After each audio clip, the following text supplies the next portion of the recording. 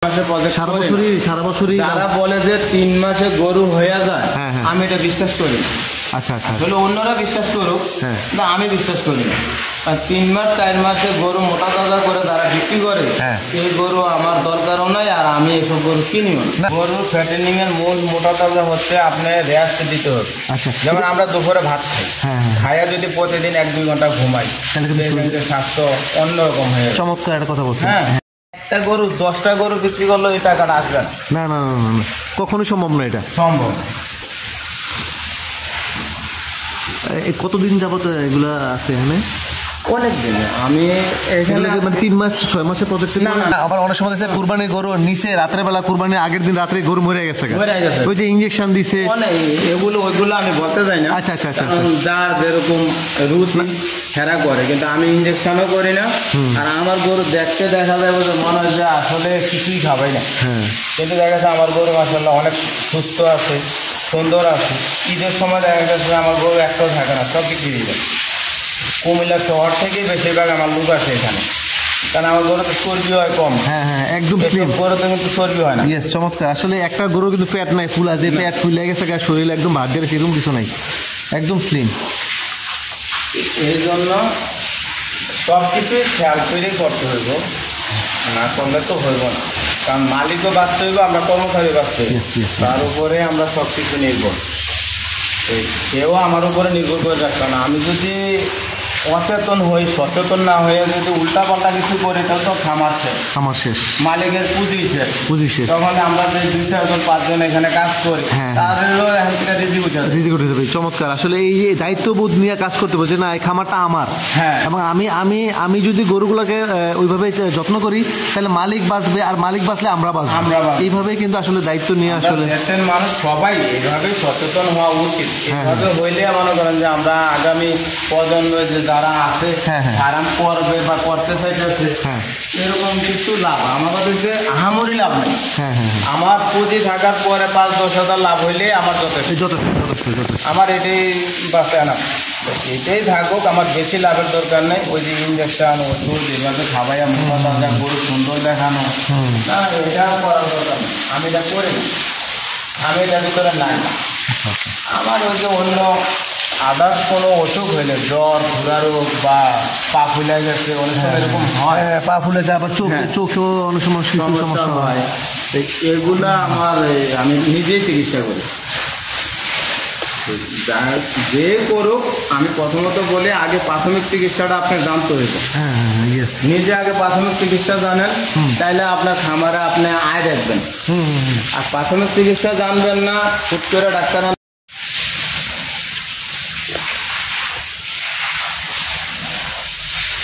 তাহলে আপনার মানে মূল কথা হচ্ছে আপনি নিজে ঘাস খাওয়াচ্ছেন, দানাদার খাবার দাবার খাওয়াচ্ছেন, প্রতিদিন কয় বেলা গোসল করাচ্ছেন? প্রতিদিন গোসলটা এখন ষাঁড় গরুর জন্য, ষাঁড় গরু কি একটু হিট হয়ে যায় বা এই যে বিষয়টা, এটা আপনার যখন ওই যে রোদের তাপটা থাকে তখন আমরা 2 বেলা গোসল দিই, আর নাইলে এভাবে 1 বেলায়।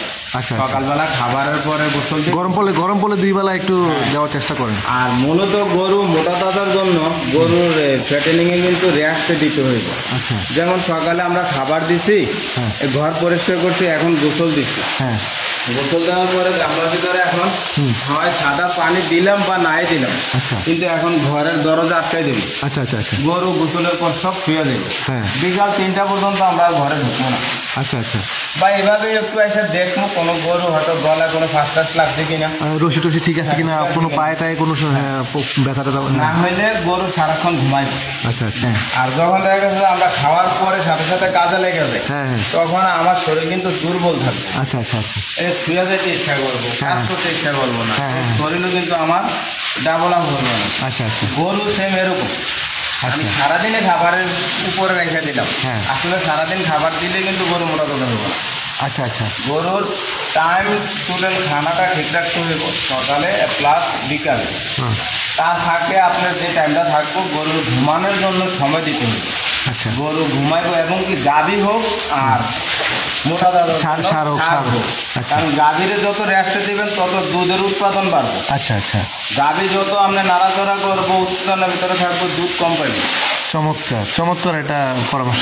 কিন্তু সেম মোটা তাজার জন্য ষাঁড় গরু এরকম আপনি ঘুমানোর জন্য যখন তাদের সময় দিবেন, সে খাবার খাওয়ার পরে যখন ঘুমাইব তখন দেখা গেছে যে আপনি অল্প খাবারে গরু স্বাস্থ্য হয়ে গেছে। আচ্ছা আচ্ছা অল্প খরচে আপনি গরু মোটামুটি রেস্টে রাখতে হবে গরু, তাই না?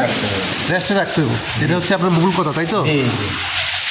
আচ্ছা আচ্ছা, চমৎকার। আর পরিষ্কার পরিচ্ছন্নতা এটা মানে এটা এখন পরিষ্কার করছি, আর বিকাল 4টার সময় যাই 2-4টা গোবর থাকবো এটা আমরা উঠে নিই। আচ্ছা আচ্ছা, দিয়া তারপরে আমরা দানাদার খাবার দিই। দানাদার খাবার দেওয়ার পরে মাগরিবের আগে দিয়ে আমরা কাঁচা ঘাস দিই। আচ্ছা, দিয়া কাঁচা ঘাস খাবার শেষ, গরু রাত্রে ঘুমাই যাইব, সারা রাত্র আর কোনো কিছু না। আচ্ছা, সকালে এসে আবার গোবর পরিষ্কার করবো, গরুর দানাদার খাবার দিব, দেওয়ার পরে গরু গোসল করাবো, গোসল করার পরে খেয়ার দিই বা যেটাই দিই, দেওয়ার পরে গরু খেয়ার খাইয়া আসতেই শুয়ে যায় শেষ। ওই ভাই মানে পরিশ্রম আসলে 50-52টা গরু মানে 2জন মানুষ। আচ্ছা আচ্ছা, তাছাড়া দুজন দিয়ে মোটামুটি, হ্যাঁ দুজনে মোটামুটি বলতে আরো অন্য অনেক কাজ আছে, ওইগুলো করা যা বলি না আমি। আচ্ছা আচ্ছা, দেখা গেছে এরা দুজনে কিভাবে করে। আচ্ছা আচ্ছা আচ্ছা, এটা অনেকটা প্রশ্ন আসতে পারে। হ্যাঁ হ্যাঁ, এটা আমি করি আমার ইয়েতে, আমি আমার মাথার ব্রেনে যতটুকু কুলা আমি করতেছি। এই 52টা গরু পালতেছি, বাহিরের অনেক কাজও করি, যেমন ফিশারি আছে আমার 5টা, ওগুলো চালাইতেছি, পুরোটাই দেখাশোনা আমিই করি এই এয়ারে নিয়ে, শুধু এই আমার সাথে। এই আমরা দুজন মিলে মোটামুটি সব দেখাশোনা করতেছি। এখন এখানে আমি 3জন লোক নিলেও পারতাম, 3জন নিলে দেখা গেছে আমার আরও 15,000 টাকা একটা বেতন মাসে এটার সাথে যোগ হয়ে যেত। তো যোগ হয়ে গেলে দেখা গেছে মালিকের একটু লাভের সংখ্যাটা কমে যেত। মানে আমি যদি 2জনেই পারি তাহলে আমার 3জনের দরকার নেই। কিন্তু অনেকে আছে তোর এত করে লাভ হবো কি, আমি 3জনই লাগাই এখানে, এরকম আছে অনেকে। কিন্তু আমার এই মনমেন্টটা নাই। আমার হচ্ছে মালিক 2 টাকা পাইলে আমি এখান থেকে 4 আনা পাবো, আমার হচ্ছে মানে এই ইয়াটা আর কি। চমৎকার চমৎকার, আপনার বিশ্বাস এবং আপনার কাজের অ্যাক্টিভিটি, আপনার কথাবার্তা বোঝা যাচ্ছে যে আপনি আসলে কতটা ত্যাগ করে আসলে ইয়া করেন, অনেকের মতো না। আপনি আসলে স্পেশাল। আরেকটা জিনিস আমরা খোলামেলা, জানালাগুলো খোলা, মানে যাতে আলো বাতাস, পর্যাপ্ত আলো বাতাস। হ্যাঁ, আমি আসলে এই যে ক্যামেরা করতেছি, তারপর আলোর জন্য ভালো করে ক্যামেরা করতে পারতেছি না। চমৎকার, এই যে জানালাগুলো খোলা আছে যেন অক্সিজেন সরবরাহটা তার ঠিক থাকে। হ্যাঁ, অক্সিজেনটা কিন্তু ঠিক মতো, যাতে আলো বাতাসটা ঠিক মতো থাকে। তাহলে একদম দেখছে একবারে অন্ধকারেও কিন্তু তার একটা, যেহেতু এটা প্রাণী, অক্সিজেন ঠিক মতো থাকা দরকার আছে। চমৎকার।